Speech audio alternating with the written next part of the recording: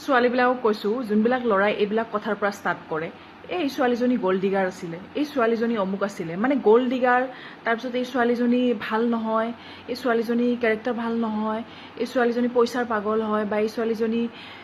কি বুলি কয়, কিবা বিভিন্ন ধৰণৰ ব্লেম দিয়া ষ্টাৰ্ট কৰে ন। এটলিষ্ট গ'ল্ড ডিগাৰৰ নিচিনা শব্দ যোনজন ল'ৰাই প্ৰথম দিনাখন কথা পাতোঁতে মানে তোমাৰ লগত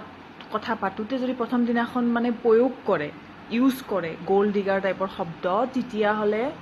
মই ক'লোঁ ন, জিন্দেগীত কথা নাপাতিবা।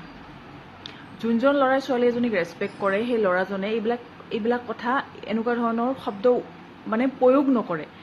ফাৰ্ষ্ট ইম্প্ৰেশ্যনত এজনী ছোৱালীৰ লগত কথা পাতোঁতে। আৰু যদি তোমাৰ লগত ইউজ কৰিছে, তেতিয়াহ'লে গম পাবা যে সি মানে ছোৱালীৰ ওচৰত হাৰ মানিছে, কাৰণ ছোৱালীয়ে ইম্প্ৰেছ নহয় তাৰ লগত, সেইটো কাৰণে সি ছোৱালীক বেয়া পায়। আৰু বেয়া পোৱাবিলাক